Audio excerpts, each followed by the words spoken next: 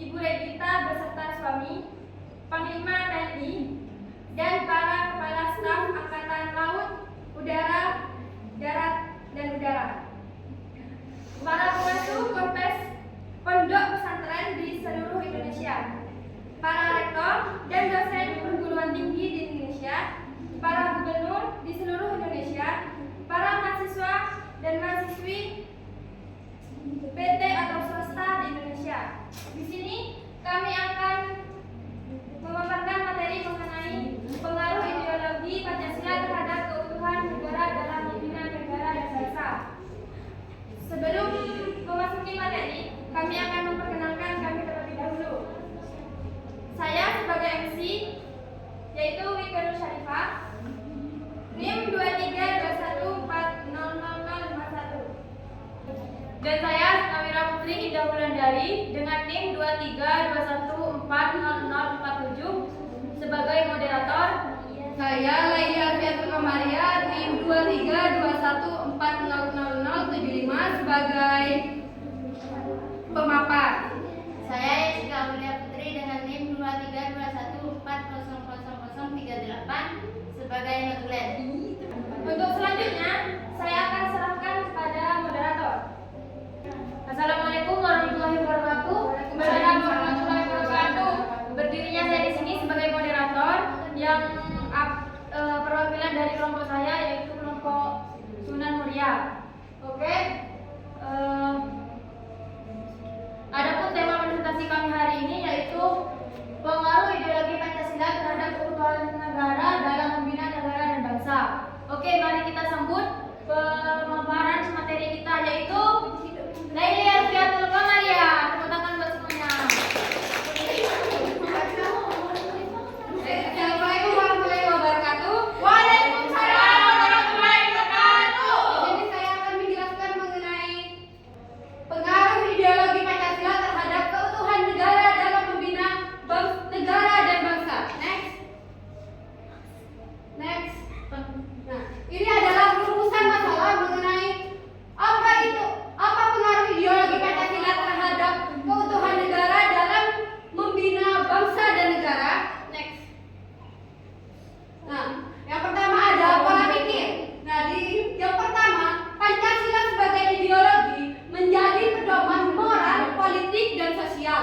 Yang kedua, tantangan keutuhan negara.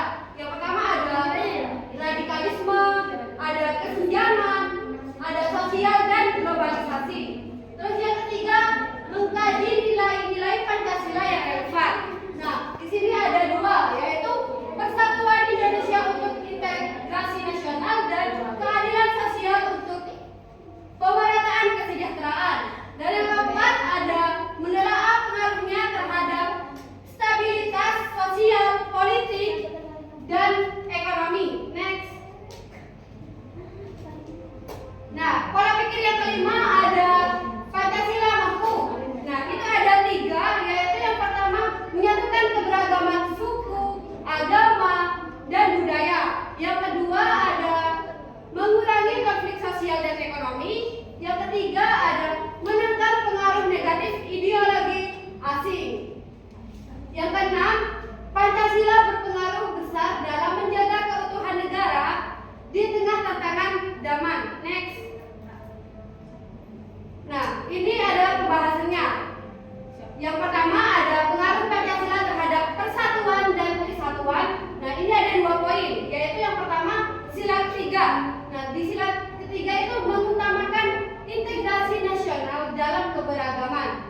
Yang kedua ada mencegah potensi disintegrasi akibat konflik etnis atau agama. Terus pengaruh yang kedua yaitu pengaruh terhadap stabilitas sosial dan politik. Yang pertama itu sila keempat, menjelaskan mengenai musyawarah untuk mufakat, memperkuat sistem demokrasi. Terus ada menekankan potensi radikalisme dan separatisme. Next.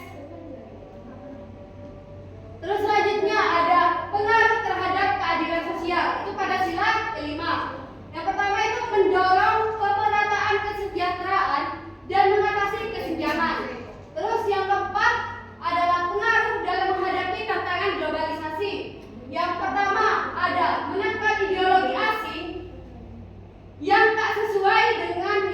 nilai bangsa. Terus yang kedua ada menguatkan identitas nasional melalui internalisasi nilai-nilai Pancasila. Next.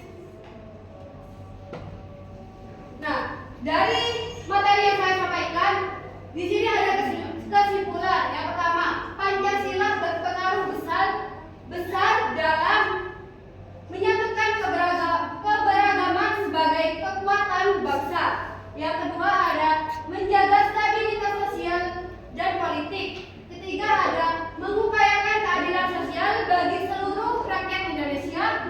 Terus yang keempat ada menghadapi tantangan globalisasi dengan tetap mempertahankan nilai-nilai bangsa. Next.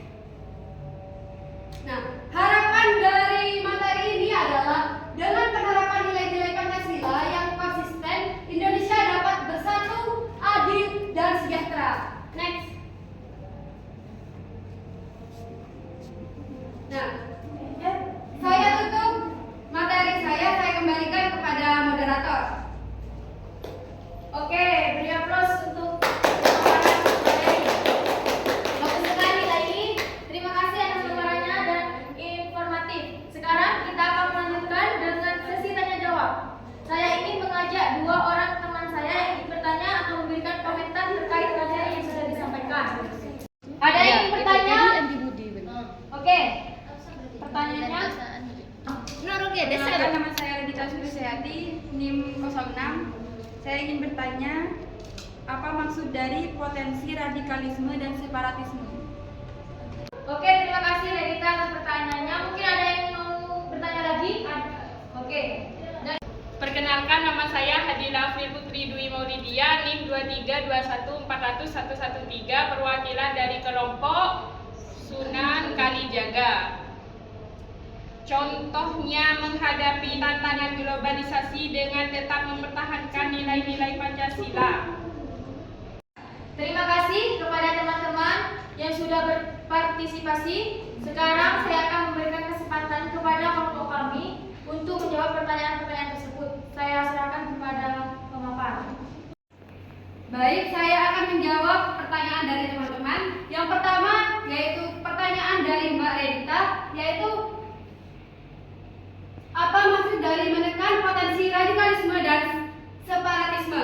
Nah, di sini yang pertama itu dari radikalisme, yaitu paham atau tindakan yang menginginkan perubahan mendasar secara cepat dan cenderung ekstrim, seringkali dengan cara kekerasan.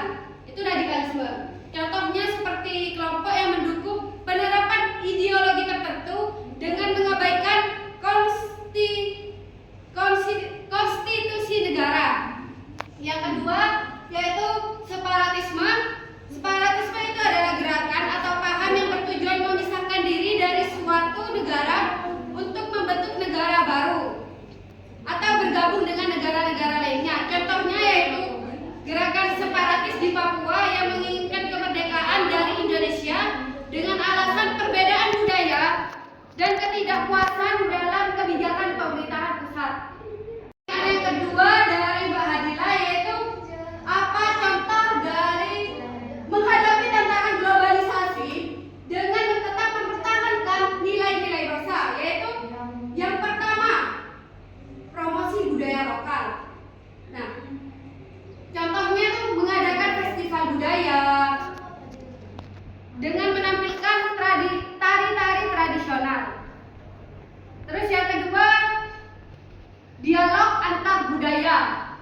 Contohnya mendorong pertukaran budaya antara Indonesia dan negara lain melalui program pertukaran pelajar. Terus ada pemanfaatan teknologi. Contohnya seperti menggunakan alat media sosial atau platform digital untuk menyebarkan informasi tentang nilai-nilai bangsa, tradisi, dan kebudayaan Indonesia. Baik, itu saja. Apa bisa dipahami? Bisa. Saya kembalikan lagi kepada moderator.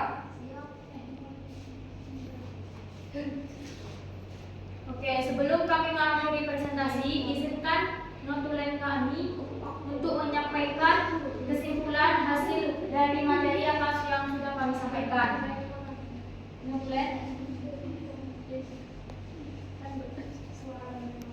Nah, untuk kesimpulannya dari awal sampai akhir yaitu Pancasila berfungsi sebagai landasan ideologi yang penting untuk menyatukan keberagaman, mengintegrasikan berbagai suku, agama, dan budaya sebagai kekuatan bangsa, menjaga stabilitas, mendorong dialog dan penyelesaian damai untuk mengurangi konflik sosial dan politik, mengupayakan keadilan sosial, memastikan pemerataan kesejahteraan bagi seluruh warga negara. Yang terakhir, menghadapi globalisasi, menangkal ideologi asing yang tidak sesuai dan memperkuat identitas nasional. Sekian kesimpulan dari kami. Saya kembalikan kepada moderator. Oke, terima kasih. Oke, dalam kesempatan terakhir ini, kami ingin mengucapkan terima kasih kepada dosen dan teman-teman atas perhatian dan partisipasinya dalam presentasi kami. Saya juga ingin menyampaikan permohonan maaf jika ada kekurangan dari kami sebagai moderator dan kelompok. Atas waktu dan perhatiannya, saya kembalikan lagi kepada MC.